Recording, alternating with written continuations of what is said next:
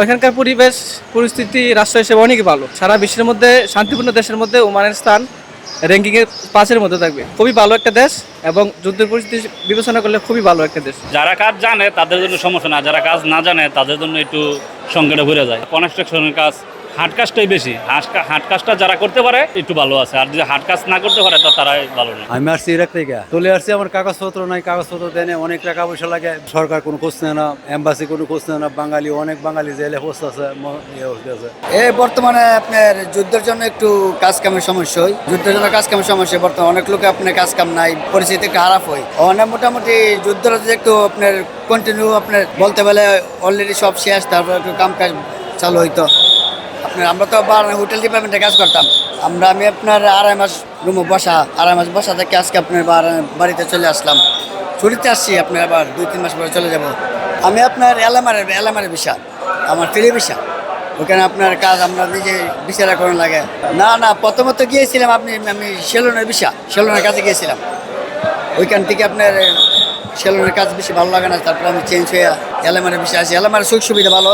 আপনার যুদ্ধের কারণে একটু সমস্যা হয়ে গেছে। অ্যাম্বাসিডার তো বহুত বিজি, বাংলাদেশের অ্যাম্বাসিডার গেলে বহুত বিজি। এরা এই সমস্যা সেই সমস্যা। বর্তমানে সমস্যা আপনার পাসপোর্ট, এই পাসপোর্ট নিয়ে সমস্যা বর্তমানে। বর্তমানে আপনার 90% পাসপোর্টের সমস্যা। অনেকে আপনার ভিসা মারতে পারতেছে না পাসপোর্টের জন্য। জন্ম নিবন্ধনের সমস্যা, আইডেন্টিকার সমস্যা, পাসপোর্টের লোকে মিল নাই। এই সমস্যাটা বাড়ানো প্রবাসী অনেক। এটা নিয়ে একটু যদি কাজ করতে তো একটু ভালো হতো। না ভিসা চালানো, ভিসা অফ। আসসালামু আলাইকুম। আমি ওমান থেকে আসছি। আমি 15 বছর রানিং। আমি গেছি 2011 সালে, গেছিলাম শ্রমিক বিষয়। বর্তমানে একটা প্রতিষ্ঠানের শেয়ারে আছে। তাদের বিষয়ে বলবো, তারা যেন অবশ্যই কাজ শিখে দেশের বাইরে যায়। এটা মাস্ট, এটার কোনো বিকল্প নাই। তারা যেন কাজ শিখে ওই কাজের বিষয়ে বিদেশ যায়। সবার প্রতি আমার এই পরামর্শটা থাকে। মিডল ইস্টে কাজের ডিমান্ড, স্ক্যাফোল্ডিং আছে কোম্পানির মধ্যে। তারপরে প্রাইভেট যে দোকানগুলো আছে এগুলোতে আছে আপনার অটোমোবাইল, ওই কাজগুলোর ডিমান্ড একটু বেশি। যে আমরা কাতার থেকে আসছি, যে আলহামদুলিল্লাহ এখন ভালো আছে, স্বাভাবিক আছে, এখন কোনো সমস্যা নেই। তা আলহামদুলিল্লাহ আছি, খুব ভালোই আছি। বাংলাদেশি যারা আছো, আমি 2016-তে গিয়েছি, ফ্রি ভিসায় গেছি। যারা কাজ জানে তাদের জন্য সমস্যা না, যারা কাজ না জানে তাদের জন্য একটু সংকটে ঘুরে যায়। কনস্ট্রাকশনের কাজ, হাট কাজটাই বেশি। হাট কাজটা যারা করতে পারে একটু ভালো আছে, আর যদি হাট কাজ না করতে পারে তো তারাই ভালো না। নতুন তো এখন যাওয়া মনে করি এখন চলেই না।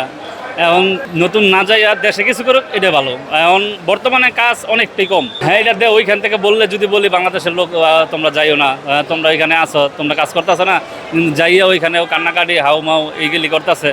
এগুলি করলে তো আর ফ্যামিলি তো আর ওই সময় আর বোঝে না।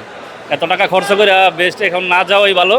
এখন আপাতত ভালো আছে, যদি না যায় দেশের লোক তো নেক্সট টাইমে বিষয়টা চালু হলে গেলে ভালো হইব, মান্ডা পারলে। তো কাতারের সরকার বাংলাদেশি লোকেরা খুব সেফটি দিয়ে রাখছে, যাতে কোনো ক্ষয়ক্ষতি হয় নাই দেশি লোকের। সংকট ওইখানেও সংকট হয়, কিন্তু এইখান থেকে দেশ থেকে তো দেনাফেনা করে যাইতে হয়। গিয়া ওইখানে আপনার একটা দেখা সংকটে ঘুরে যায়, কাজ না করলে রুম ভাড়া আছে, খানা খরচ আছে। যদি না মিলাইতে পারে তখন আবার দেশের লোকে মা বাবার কাছে ফোন করে, তখন আবার রিটার্ন ব্যাক করে। তখন এই জিনিসে পেরেশানিতে তো আপনার না যাওয়াই সবচেয়ে বেটার। যারা বাইরে কাজ করেন একটু সাবধানে কাজ করবেন। সিআইডির অনেকের সমস্যা, সিআইডি ধরলে সফরজাল দিয়ে দেয়। আপনারা বাইরে ঘোরাফেরা করেন না, প্রয়োজনীয় ছাড়া বাইরে এদিক সেদিক না যাওয়াটাই সবচেয়ে বেটার। ফ্রি বলতে আমরা ফ্রি বিষয়ে কাজ করি, ফ্রি বলতে বিষয় নাই। তো ফ্রি বিষয়ে কাজ করলে যেটা সিআইডির যেটা হ্যাঁ ডিউটি, ওইটা এরা করবই। এরা করলে তখন আর কাগজপত্র দেখাইতে পারে না, না দেখাইতে পারলে ওরা নিয়ে গেলে আর ছাড়া। তো এইগুলিতে খুব সাবধান থাকতে হইব। হাজার ভুক্তভোগী আছে, অন্য জেলে আছে ভুক্তভোগী। তাদের পাসপোর্টটায় আউটপাসও দেয় না, ঠিক আছে। গেছিলাম আমি 17 সালে জেলাতে বিষয় করে দেয়। এই বিষয় দিয়ে আমি মনে করেন অনেক মানুষ রাস্তার পক্ষে নিয়েছে, ঠিক আছে।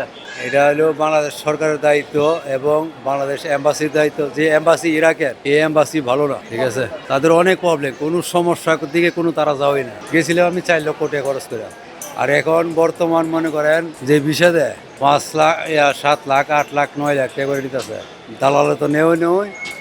তারপরে বিষয়গুলো তো করে এম্বাসির মাধ্যমে, কিন্তু এম্বাসি তাদের জন্য কিছুই করে নাই, ঠিক আছে। পুলিশ যদি হয়রানি না থাকতো তাহলে তো আমি দেশে আউট লাগে না, আমি তো সুন্দরভাবে আসতে পারি। কাজের কোনো সমস্যা না, কিন্তু কাজ হলে আপনার যা কাজ যে কাজ পারে এই কাজ, ঠিক আছে। এখন কি করে আল্লাহর উপরে, আল্লাহর ইচ্ছা। এখন টেনা আছে, কিছু করার না। তারেক জিয়া রহমানের কাছে আমি আবেদন জানাই যে এম্বাসি যাতে ইরাকের এম্বাসি যাতে ফলটা এটার কারণে আমার হাজার হাজার বাঙালি অন জেল কাটতেছে। আমি 9 মাস জেল কাটছি, এই এম্বাসি আমার দায়িত্ব নিয়েছেন ওই যে 3 মাসের ভিতরে, কিন্তু 3 মাস না বাড়ায় সে লাস্টে আমার টাকা দিয়ে আমি আসতে হয়েছে উকিল দুইটা।